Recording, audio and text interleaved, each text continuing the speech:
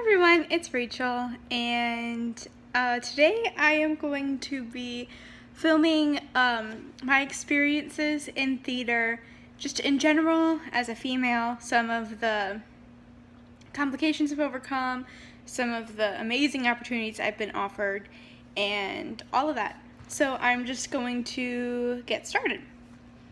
So, originally I come from an acting background, and primarily community theater. I have been involved in school productions. I did a show in middle school and my 7th grade year, and then I moved on to community theater, and I did a couple shows near the end of my high school years. And I've acted, sorry about that weird angle shift, I had to reposition. And I've acted in a couple college productions recently. Last year was a big acting year for me. And I did a little bit my freshman year. I have to say, in my experiences acting, they've almost always been positive.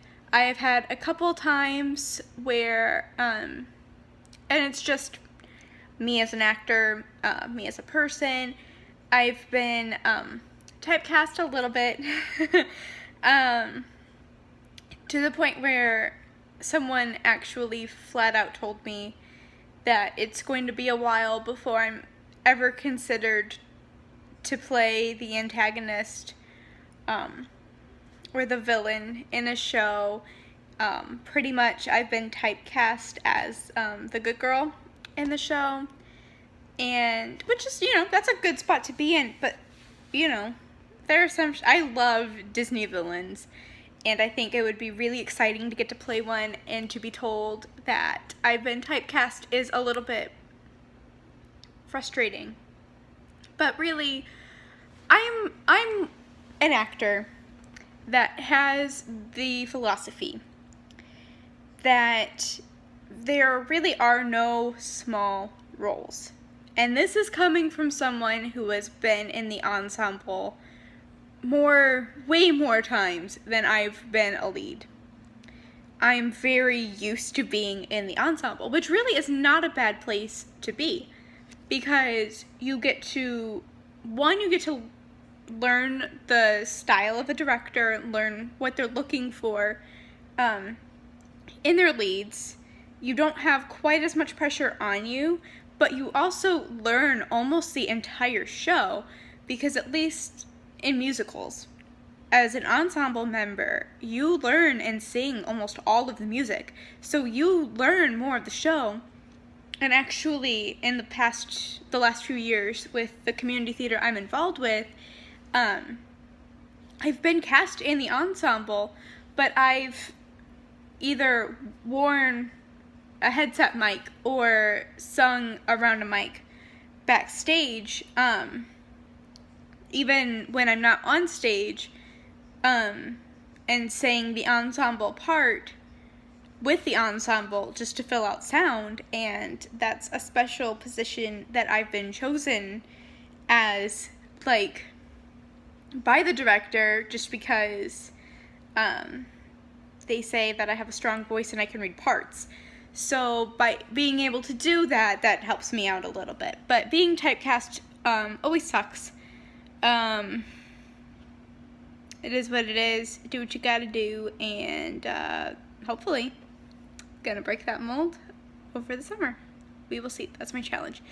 As far as the tech side, I really didn't venture into, this is really shaky. I didn't really venture into the tech side of theater until I got to college. And I auditioned for shows, but it was just a lot of people. My audition wasn't that strong. I was a freshman, what have you, and I didn't get cast. Which was fine. I had a call back, so that was exciting, but I didn't get cast.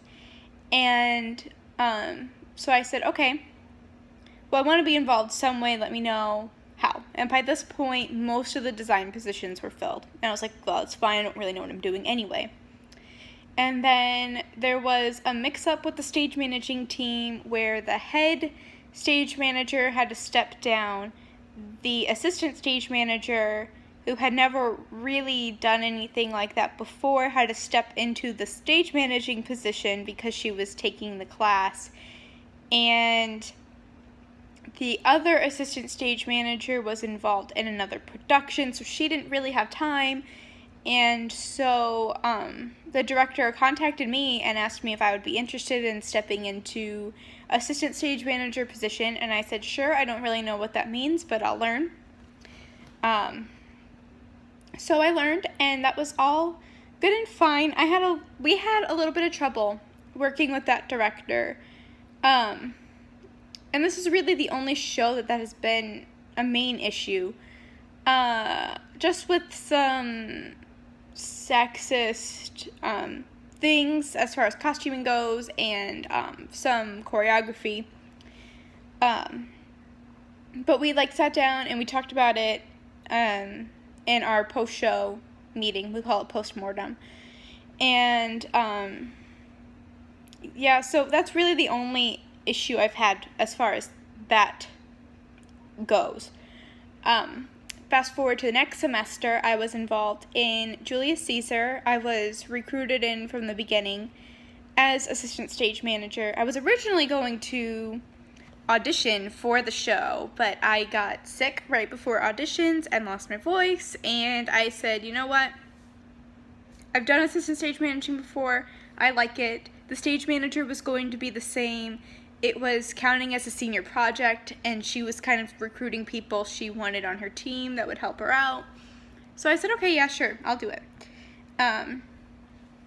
So I did that, and interestingly, that's a really hard word to say apparently, the director was female, and she is very feminist, I will say that. Not a bad thing necessarily, but it's pertinent to what I'm going to tell you about the rest of the experience. Head stage manager is a female. I am a female. The other two assistant stage managers are male. So the stage managing team is half and half. And the director is a female. And I was on book for one rehearsal. And I was kind of losing my voice and kind of sick, again, because this happens to me several times throughout the year. I'm just prone to getting it, apparently. And there was one scene right after the Caesar assassination where everyone's running around and celebrating and yelling, and it's craziness. And we had an actor missing. So I was sitting at the table trying to shout lines, and only half the people could hear me because I didn't have a lot of voice, and I was trying to shout over a bunch of males who had lower voices, so their voices carried a lot further, and they were very loud and all over the place, and it was crazy hectic. So I turned to one of the other assistant stage managers, who was male, and he has a louder voice anyway, and he's very articulate. So I just asked him, hey, my voice is not here tonight. Can you read these lines? I can handle everything else when it's quiet. Can you yell these lines out for me? He was like, sure, I can do that. So he did, and people heard him a lot better than they heard me. And from that point on, the director really didn't count me in as anything. If I had a job, she would always say, ask the other person who filled in for me. I'm not going to say his name. And I would say, oh, it's my job. And she would be like, oh, well, I guess it's Rachel's job.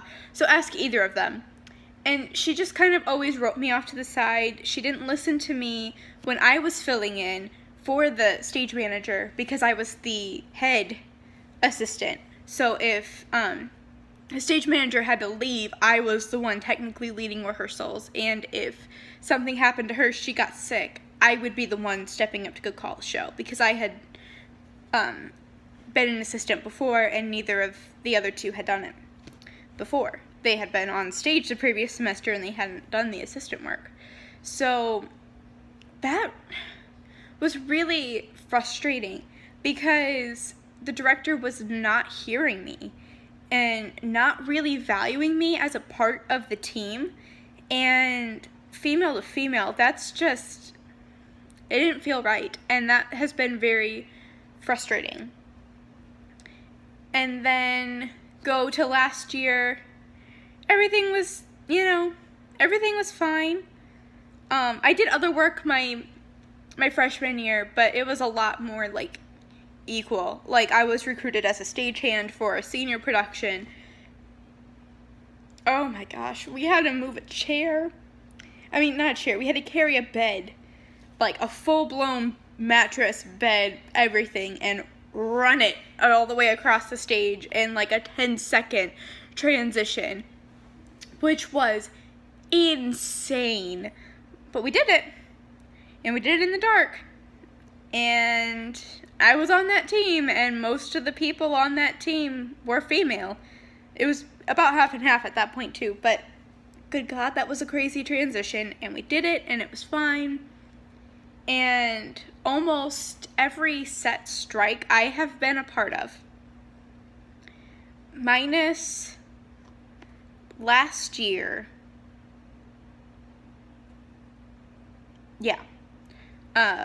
Kinder Transport, the show I was in when I was concussed. I have been on set crew, which means the tech director has enough faith in me to give me power tools, which I really do not know how to use it. And, well, I mean, I do now. I'm proficient. I'm trustworthy. But he has to show me how to use every new tool that he puts in my hand, just because I don't have experience doing it. I'm not a tool person. It's not what I do. But he has enough faith in me, so clearly that's not a problem, and that's great. I've learned a lot of new things. I've learned how to work, what is it? I forget what the technical name is, but it's a saw that cuts in circles. Used those. It doesn't cut in circles, but it's easier to cut. I don't know. I don't remember what it's called. That was pre-concussion, and I only used the tool once. I've worked power drills. I have crawled underneath platforms multiple occasions. One occasion, crawled underneath the stage, army crawling across, just to get, like, nuts and bolts out. So, clearly, on the tech side and the set side, I'm an equal. There are definitely other people that I've worked with, though, in that crew that were like, oh, you want me to do that for you since you're a girl? No, I got it, thanks. So that's, you're gonna get that everywhere. Like I said, as far as an actor, things are pretty good. I'm pretty good at memorizing lines and everything. I will say there has only been one show that I've been a part of where my character was a little bit sexualized, which for me is something new because I have never been that way before. Like, no one has ever done that before. I wore, like, a pretty short costume, and, like, at one point, it was Addams Family was the show, and I was the bride, the ancestor bride, and that show's a lot of fun, but there's one point in the song is Secrets, if you know the show, where, Morticia sings, and that one wound up on the cover of a magazine, and originally my blocking was holding a picture frame and, like, sticking my leg through it and, like, doing a little, like, shake thing, which was very weird. It was changed to me holding it and just kind of, like, shimmying my top half into the picture frame. Still a little sexual, but not, as bad as the original choreography. I was 18 years old at the time, so, like, it wasn't a big deal, but, like, it's the only time that's happened to me. Now, this year, I have stage managed both main stage productions, and I have been asked to direct a one act later this semester. So my experience is as far as that. I would say I am a lot more heard by directors. My issue this year lies more with respect from actors and getting people to listen to me. Now, I am a very short person. I am a small person. I stand just under 5'1", and yeah, I'm a little bit small. So people tend to overlook me and they don't really listen to me. So last semester I stage managed a show with 13 cast members. A lot of them were first years, which means they didn't really know the theater etiquette at the college level, which is, it's a teachable thing. So I just had to, call them out on a lot more things. I had to coach them through a lot more things. And a lot of cast members didn't have a lot of respect for me. Some of them still don't.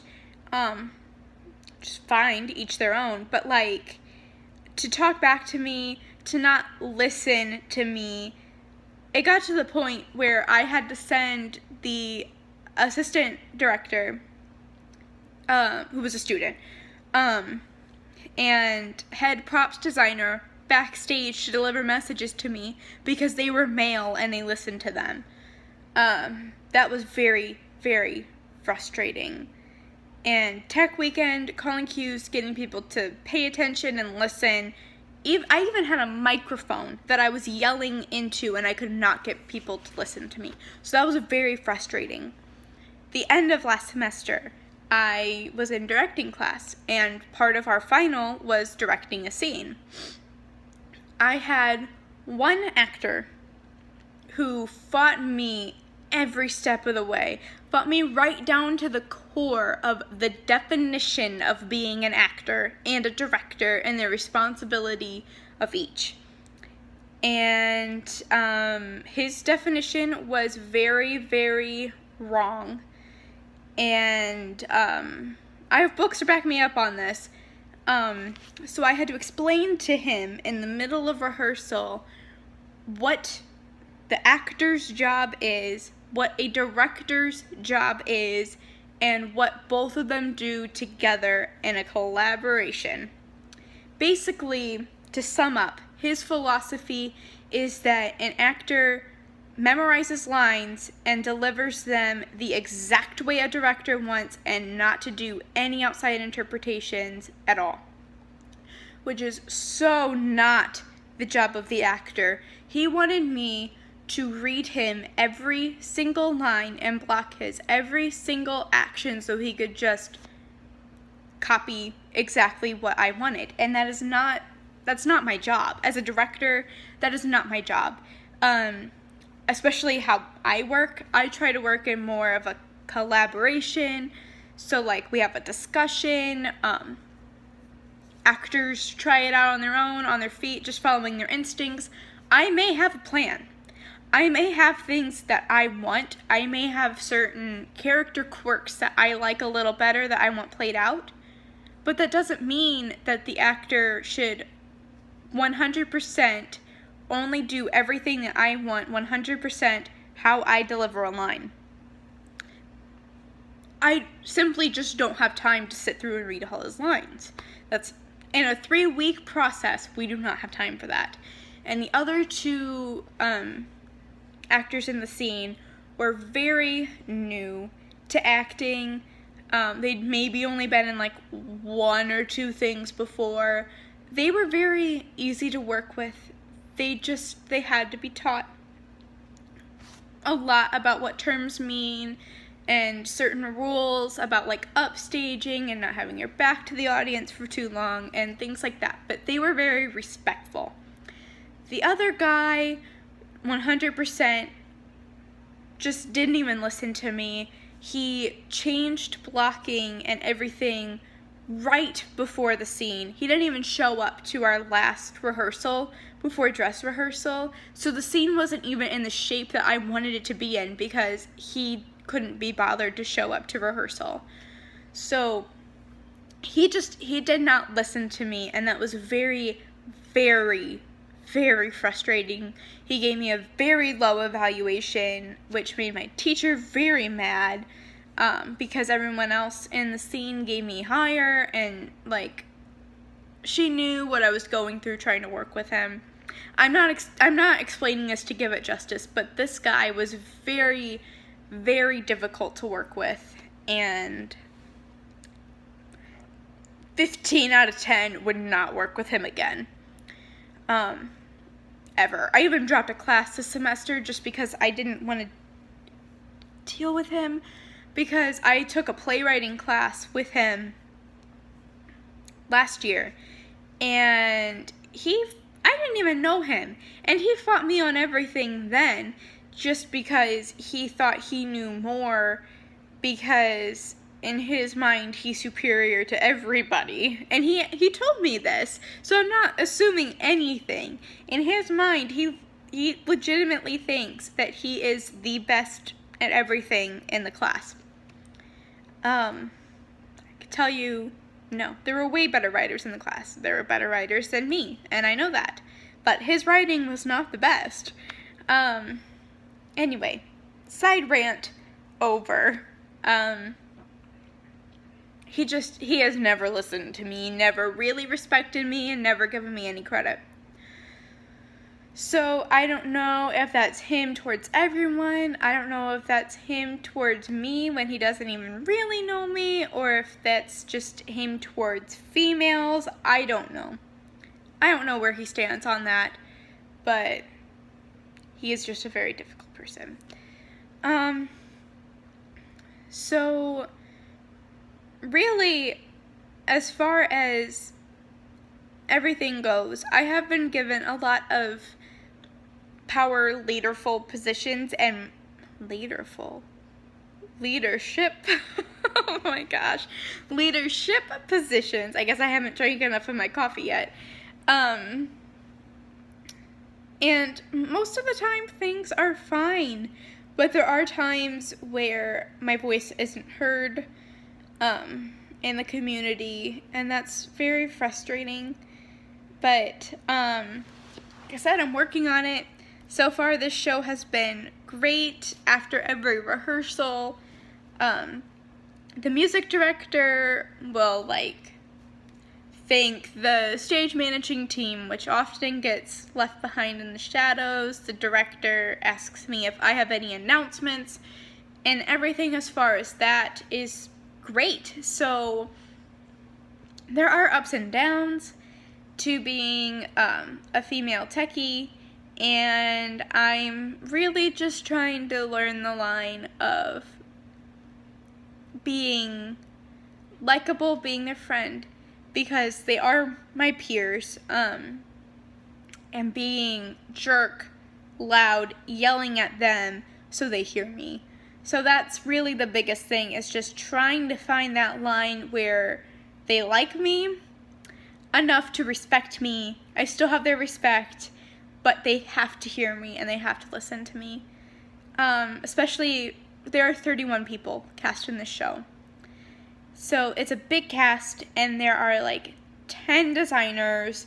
I think all in all, once we get everybody involved in this production that's going to be involved, it's going to be somewhere between 60 and 70 people that I am in charge of communicating everything to.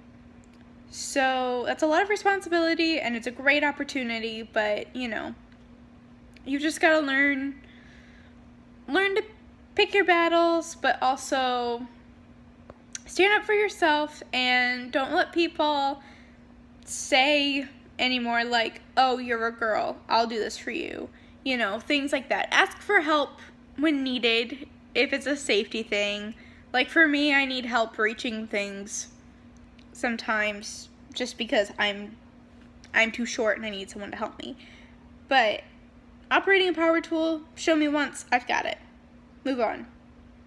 I don't need you to do it for me. So, yeah. Ladies and non-binary people, I don't personally have experience with this, but I do know some people in the community that are often overlooked. And even boys out there, if you're being overlooked and not heard in the theater community, just stand up for yourself, know you are not alone, and opportunities will come and it will be better. So thanks for watching this super long video. I know I got off subject quite a bit, but let me know if you have any questions, any video ideas, anything. Like this video if you like real talks like this. Subscribe if you haven't already, and I will see you in another video. Bye!